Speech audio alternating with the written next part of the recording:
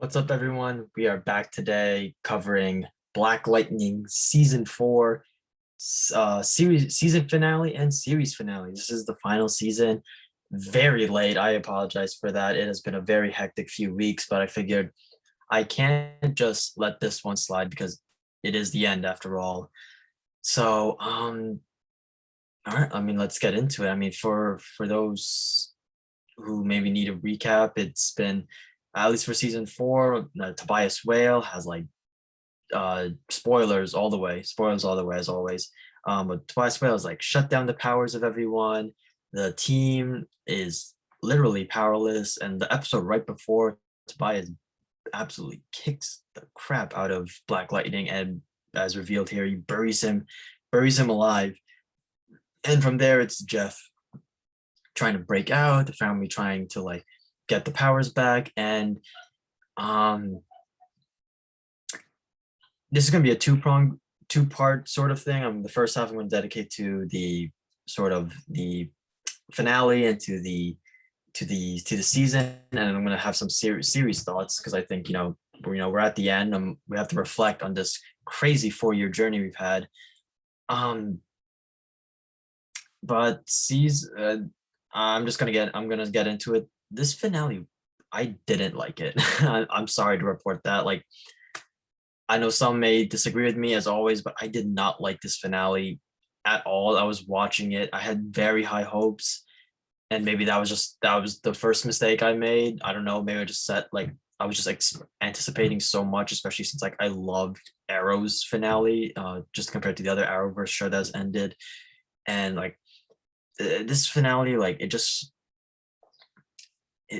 didn't just click with me, and a part of me doesn't want to fully like blame, like, I guess, the writers and the showrunners, because from what I understand, the show was technically, I guess, canceled, or at least CW said we're only giving you guys one more season. And the Akils, the Salim and Mara Brock, who runs the show, did say they had to like rewrite half of season four to like become a final season. So I guess in the uh restructuring, they obviously had to like just put things into place. There was also the Painkiller spinoff that they were planning, that I really wanted to get picked up because I love that character and I love Jordan Calloway, but it didn't get picked up tragically. And ironically enough, it was on the same day it was announced. It was like a double, like, Freeland. The story of Freeland is like done fully. We are not going to see any more of that. And it was just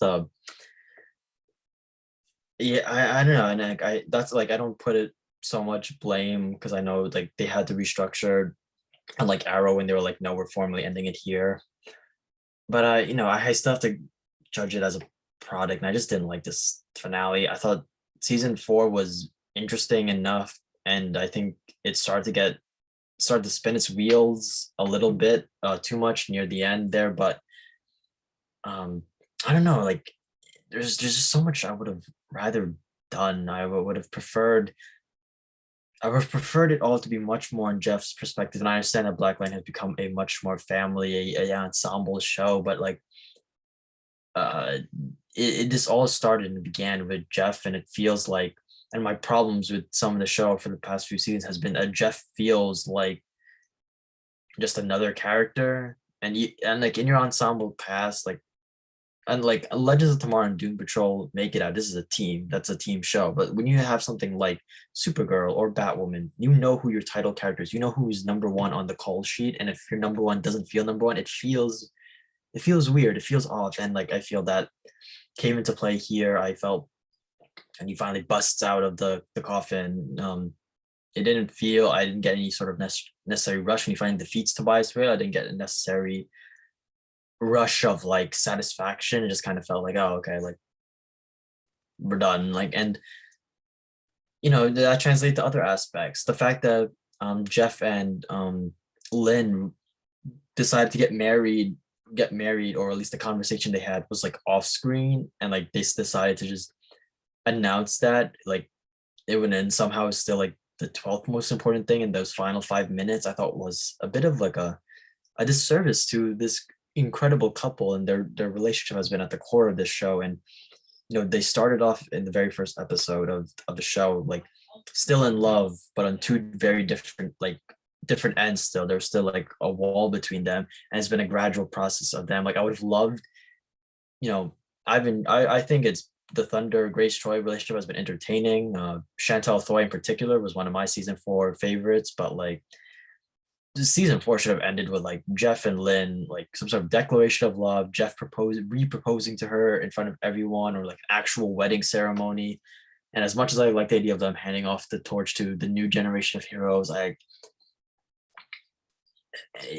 this was always Jefferson Pierce's show. It's always Jefferson Pierce's arc. What made the show so interesting was that this wasn't a newcomer. This was a veteran willingly going back into battle, and like and I guess it makes sense for the carrying of the torch to be the end, but like I just feel like there's no just proper satisfaction or end on Jeff's part. He kills Black Lightning, he kills Tobias Whale, and it's kind of it. And it's just done. And it feels like there should have been more, there could have been more. And like the other plot lines are cleared up with little to no mess, very unsatisfactory, I have to admit. The whole I can't remember her name, the police chief who goes crazy with powers. I actually like that development. They do away with it in like 5 minutes, and it's just like I don't know what they were trying to go for. I don't know like what the point of it all was. It was just spinning. It was just a continuous conflict over and over for whatever reason. It just ended inorganically. Even Tobias Whale, like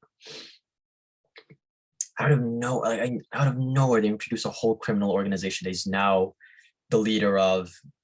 But that doesn't matter anymore. You know, it's like and I don't know if that was to help establish for season 5, but if it was, like they should have taken it out. And just in my opinion, they should have taken it out. It just cluttered it, and like he spends for the villain that has been here since day one. This guy spent the whole episode sitting in his chair until Black Lightning came through his window, beat him up, and then tossed him out onto a spear, essentially, or like a pole or whatnot. And it just felt like, Marvin Crondon Jones III has put on a really great performance. I have to feel his performance is really underrated amidst the other incredible performance of this show. And it just felt like I remember watching it and be like, damn, like that's it, for the great Tobias Whale. At least I don't know, like when Merlin went out in Arrow, like it was like kind of a crazy, event. It was a crazy cap off to his presence in the show. And like he was just sort of like wash my hands, we're done,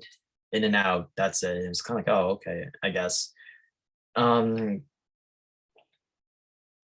trying not to be negative. I'll try and wrap it up.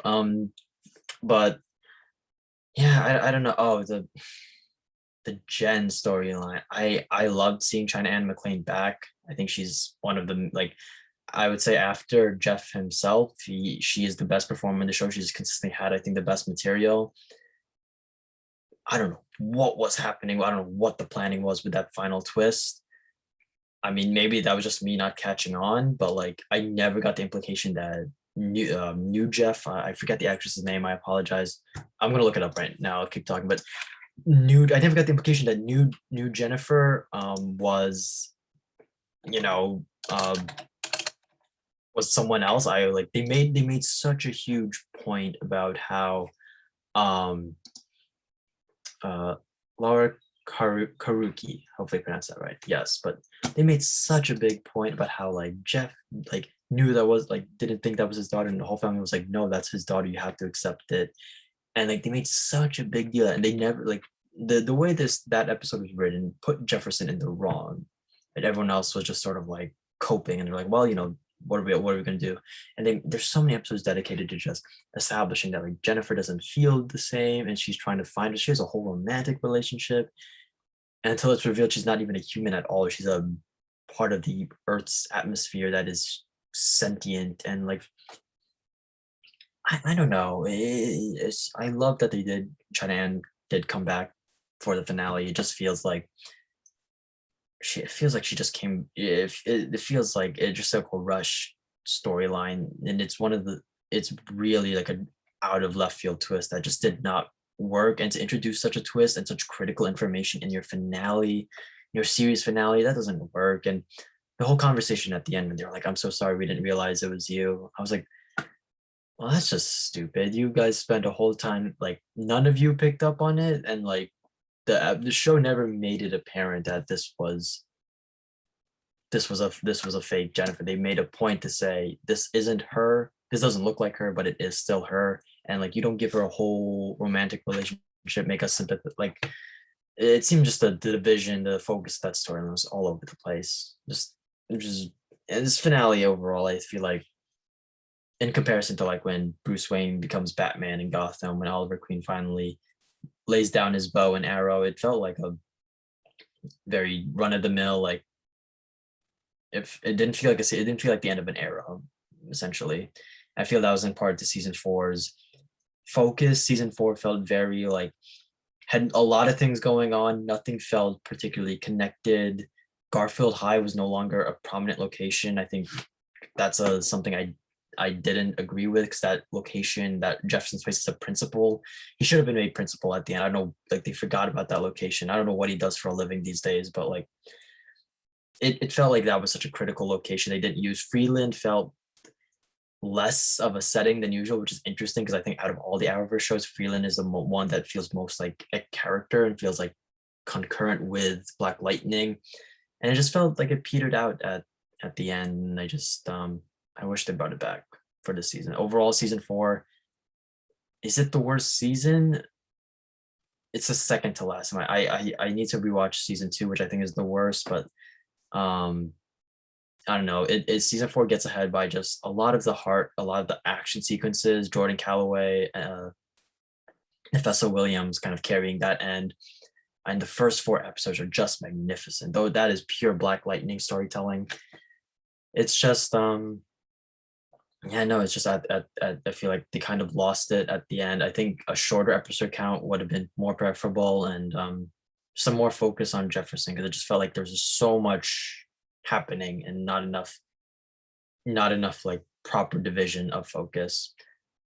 Switching off to the part of the series review, honestly, like I've really enjoyed what this show has been about. I think at times with its commentary, it can be very distractingly on the nose, and it's just I've appreciated their willingness to confront such issues. And I think out of all of them, they have been the one who's just most consistently like showcasing a depth and a empathy to situations. Again, on the nose, but I guess you have to expect that with the CW that there is no such thing as subtlety on any of the Arrowverse shows. So I guess you just have to roll with that. But Cress Williams, Christine Adams, Nefessa Williams, China Ann, that is a solid family. Like the Kent family right now is epic on Superman and Lois, but this was the family before them. This is just an epic group of very just confident, like cool, like people. And I think I love that. Like for instance, like Lynn Stewart, I've loved the handling of her character and that she hasn't been just the love interest. She has just been as critical in all the season arcs and villain arcs and fighting the villains as the superpowered people. And that's just so awesome to see. Chris Williams, he should have gotten more recognition from the role as Black Lightning. He should have been nominated for like a Saturn Award at least. I think he is so good as a father figure and as a wounded veteran. And like I love, especially what I love about the first four episodes of season four has been showcasing that he hurts too, like just because they're veterans doesn't mean pain and trauma and like suffering ends, but also doesn't mean that you can still just keep picking it up and going forward with it. And I've loved that narrative and I've loved seeing that arc for him. And it's just really cool to watch it develop. Gamby's great. Damon Gupta's Henderson's great. Crondon, I've already given my shout out to. The action has been incredible. I think Selim Akil particularly fell in love with Jordan Calloway between season three and season four because that man carried all the action. But I've always loved the action and the lighting and the atmosphere of this show has always been so unique to it and so different from the Arrowverse shows. Like for the most parts, the locations of the other Arrowverse shows are very like they're just there, they're just settings. But like I haven't seen a city really like play a role in this show since Gotham in Gotham. Freeland felt like a character. Freeland felt like this own unique space where they could have these conversations and these type of relationships. And I appreciate it for what it did for the niche it carved out. And I think it deserves more recognition, even if like I have disagreed with some of the directions they've taken, particularly how the focus on Jeff has dipped and how the storyline seemed heavily convoluted. And but I think at the end, it's always been a very entertaining, well acted, and focused show. I guess with season four. I mean, season one is still their high standard, and I highly recommend anyone watching that, especially since season one ends in a way where it's not necessarily a cliffhanger. So if you were to just watch season one and be done with it, it'd be like watching one movie, and it's a worth it tale on its own. Of course, I recommend going further with it, but it's still really amazing. And the show's first three episodes are some of the best superhero content of the past decade. So overall, I would say Black Lightning is still worth checking out. I know I made it appear that like the ending is bad, and I'm not gonna try and overrun those statements, but it's also like How I Met Your Mother. You know, I'm a huge How I Met Your Mother fan. I don't agree with how it ended, but and that's probably the most popular version of like, oh yeah, this show's ending sucked. But it's still one of my favorite shows of all time because you can't just let one episode derail everything that's come before. And How I Met Your Mother, everything that came before is totally worth it, and everything that came before with Black Lightning is totally worth it. And so I hope that even though Painkiller's not coming out, that this isn't the last we see of the characters. I'd love to see Jeff come around and interact with Team Flash at Star Labs, or China Anne in particular pop up, or well, she said she was officially done with this. So I guess Nefessa Williams is Thunder. I would love to see her and Chantal Thoy's Grace Troy pop into like Gotham, in particular, work alongside Ryan Wilder, the rest of the Bat teams. I think there's still so much to mine, and so much to mine, especially since they're officially on the same Earth now. So here's to you, Black Lightning. Thank you for all you've done, to the Akeels, to the cast, and stream it. I think all four seasons are out right now. If not, enjoy the third season, all the three seasons available. And thanks for a good run, nonetheless. And thanks for the space you carved out. Until then, stay safe. More stuff is always on the way, and peace out.